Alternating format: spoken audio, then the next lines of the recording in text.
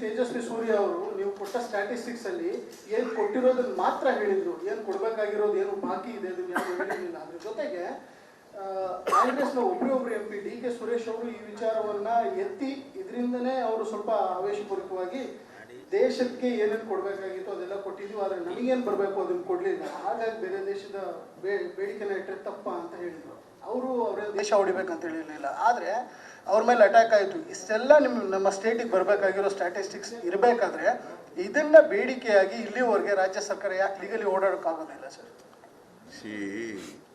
ನೀವು ಅದೇ ಬಂದಿರೋದು 14ನೇ ಫೈನಾನ್ಸ್ ಕಮಿಷನ್ ಆದಮೇಲೆ 15ನೇ ಫೈನಾನ್ಸ್ ಕಮಿಷನ್ ಬಂತಲ್ಲ, ಇವರೇ ಬಂದದ್ದಲ್ಲ, ಇವರೇ ಇದ್ದದ್ರಲ್ಲ, ಇವರೇ ಬಾಯಿ ಬಿಡಲಿಲ್ಲ ಅಂತ ಹೇಳ್ತಾ ಇರೋದು ನಾನು. 15ನೇ ಫೈನಾನ್ಸ್ ಕಮಿಷನ್ ಜಾರಿ ಬಂದ ಮೇಲೆ ಯಾರಿದ್ದವರು? ಅವರೇ ಅಪಾಯಿಂಟ್ ಮಾಡಿದವ್ರು ಯಾರು? 15ನೇ ಫೈನಾನ್ಸ್ ಕಮಿಷನ್ ಮೋದಿ ಅಲ್ವಾ? ಅದಾದ್ಮೇಲೆ 19ರಲ್ಲಿ ಎಲೆಕ್ಷನ್ ಆಯ್ತಲ್ಲ ಪಾರ್ಲಿಮೆಂಟ್ಗೆ, 25 ಜನ ಗೆದ್ರಲ್ವಾ? ಅವ್ರು 25 ಜನ ಇವತ್ತಿನವ್ರಿಗೆ ಮಾತಾಡಿದಾರಾ? ನಂಬರ್ 1. ಕೇಂದ್ರದ ಮಂತ್ರಿಗಳು ಮಾತಾಡಿದಾರಾ? ನಂಬರ್ 2. ಯಾರಾದರೂ ಯಡಿಯೂರಪ್ಪ ಆಗಲಿ ಮುಖ್ಯಮಂತ್ರಿ ಆಗಲಿ ಮಾಡಿದಾರಾ? ಇಂಟ್ರಿಮ್ ರಿಪೋರ್ಟ್ನಲ್ಲಿ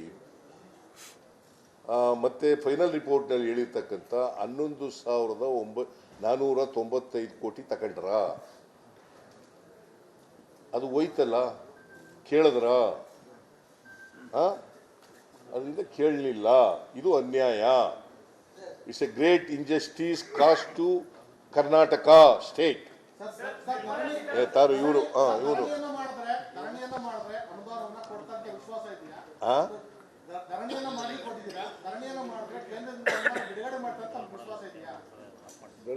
ನಾನು ನ್ಯಾಯ ಸಿಗ್ತದೆ ಅಂತಕ್ಕಂಥ ಓಪ್ಸಿಂದ ಮಾಡ್ತೀವಿ. ರಾಜ್ಯ ಸರ್ಕಾರ ಸೂಕ್ಷ್ಮವಾಗಿದೆ ಅಂತ ಅನ್ಕೊಂಡಿದ್ದೀನಿ ನಾನು. ಕೇಂದ್ರ ಸರ್ಕಾರ ಸೂಕ್ಷ್ಮತೆ ಇದೆ ಅಂತ ಅನ್ಕೊಂಡಿದ್ದೀನಿ. ಇನ್ನು ನರೇಂದ್ರ ಮೋದಿಯವರು ಭಾಳ ಮಾತಾಡ್ತಾರೆ ಬಡವರ ಬಗ್ಗೆ, ದಲಿತರ ಬಗ್ಗೆ, ಎಲ್ಲ ಹಿಂದುಳಿದವ್ರ ಬಗ್ಗೆ, ಸಬ್ಕ ಸಾಥ್ ಸಬ್ಕ ವಿಕಾಸ್ ಅಂತ ಹೇಳ್ತಾರೆ, ಮಾಡ್ತಾರೆ ಅಂತ ಅನ್ಕೊಂಡಿದ್ದೀನಿ. ಅದಕ್ಕೋಸ್ಕರ ಪ್ರತಿಭಟನೆ ಮಾಡ್ತಾರೆ, ದೇಶದ ಗಮನ ಸೆಳೀಲಿಕ್ಕೆ, ಈ ದೇಶದ ಜನರ ಗಮನ ಸೆಳೀಲಿಕ್ಕೆ.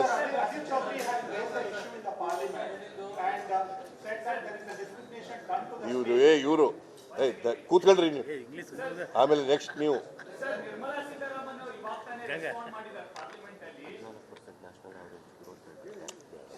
ನಿರ್ಮಲಾ ಸೀತಾರಾಮನ್ ಅವರು ರೆಸ್ಪಾಂಡ್ ಮಾಡಿದ್ದಾರೆ ಪಾರ್ಲಿಮೆಂಟ್ ಅಲ್ಲಿ ರಂಜನ್ ಚೌಧರಿ ಅವರಿಗೆ.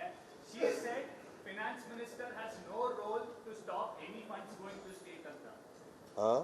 ನಿರ್ಮಲಾ ಸೀತಾರಾಮನ್ ಸರ್ ಆಯ್ತು. 5,300 ಕೋಟಿ ಅನೌನ್ಸ್ ಮಾಡಿದವ್ರು ಯಾರು? ಯಾರ್ರೀ?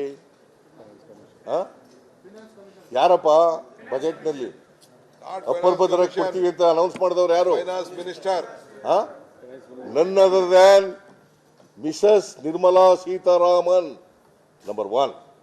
ನಂಬರ್ 2, ಇಂಟ್ರಿಮ್ ಬಜೆಟ್ನಲ್ಲಿ ಅವರೇ budget report 15 finance commission report ಸ್ವೀಕಾರ ಮಾಡಿದ್ರಲ್ಲ, ಇಂಟ್ರಿಮ್ ಬಜೆಟ್ನಲ್ಲಿ 5,495 ಕೋಟಿ ಕೊಡಬೇಕು ಅಂತ ಹೇಳಿದ್ರು. ಅದನ್ನು ತಿರಸ್ಕಾರ ಮಾಡಿದವ್ರು ಯಾರು? ನಂಬರ್ 2. ನಂಬರ್ 3, 3,000 ಕೋಟಿ ಪೆರಿಫೆರಲ್ ರಿಂಗ್ ರೋಡ್ಗೆ, 3,000 ಕೋಟಿ ಕೆರೆಗಳ ಅಭಿವೃದ್ಧಿಗೆ, ಅದಕ್ಕೆ 3,000 ಕೋಟಿ, ಒಟ್ಟು 11,495 ಕೋಟಿ ಒಟ್ಟು ತಿರಸ್ಕಾರ ಮಾಡಿದವ್ರು ಯಾರು? Please Oscar. ತಾಳ್ರಿ ಅವರು ನೀನು ತಾಳಪ್ಪ, ಇವನು ಹೇಳ್ತಿದ್ದ, ಹೇಳಪ್ಪ ಇವನೇ.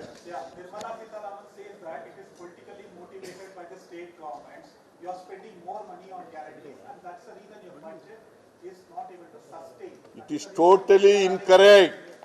This is nothing to do with the guarantee scheme. This is nothing to do with the guarantee schemes. When interim report was submitted to Srimati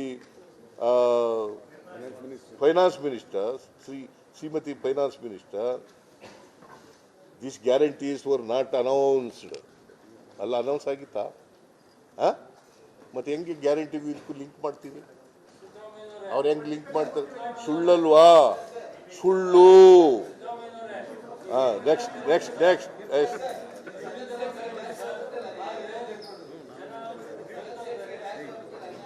ಏನು ಕೇಳಿಸ್ತಾ ಇಲ್ಲ ಸರ್. ಕೇಳ್ರಿ, ಸುಮ್ನಿರ್ರಿ. ಸುಮ್ನಿರ್ರಿ, ಆಮೇಲೆ ಕೇಳ್ತಾರೆ ಅವರು. ಅವ್ರು ಹೇಳಿದ್ಮೇಲೆ ನೀವು ಕೇಳಿ. ನೆಕ್ಸ್ಟ್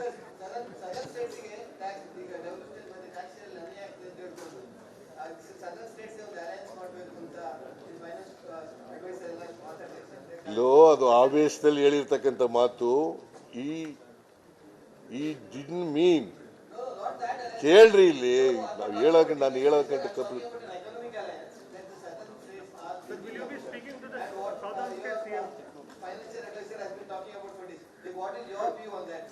ಯಾವುದ್ರ ಮೇಲೆ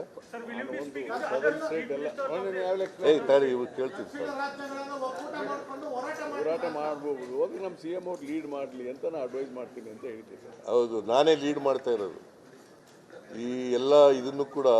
ನಾಳೆ ಇದರಲ್ಲಿ ಜಂತರ್ ಮಂತರ್ನಲ್ಲಿ ನಡೀತದಲ್ಲ, ನಾಳಿದ್ದು 7ನೇ ತಾರೀಕು. I am leading the education. ಆಮೇಲೆ ಇವರು ತಾಳ್ರಿ ಪ್ಲೀಸ್, ಇವ್ರು ಕೇಳಿದ್ದಾರೆ.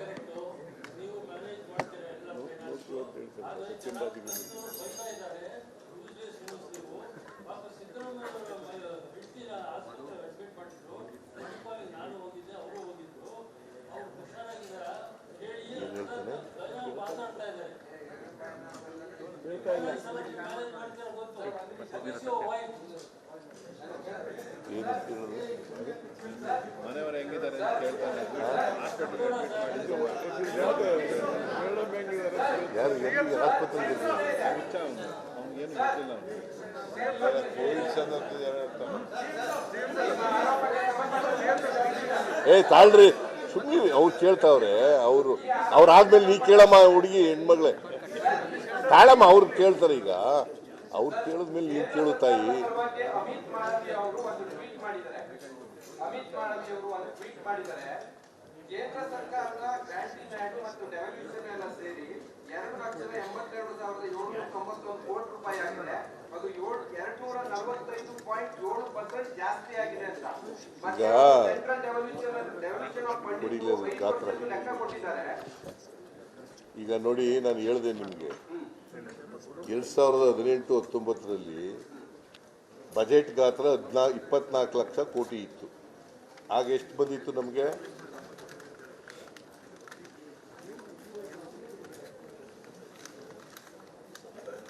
18-19 51,157 ಕೋಟಿ ಸಿಕ್ಕಿತ್ತು.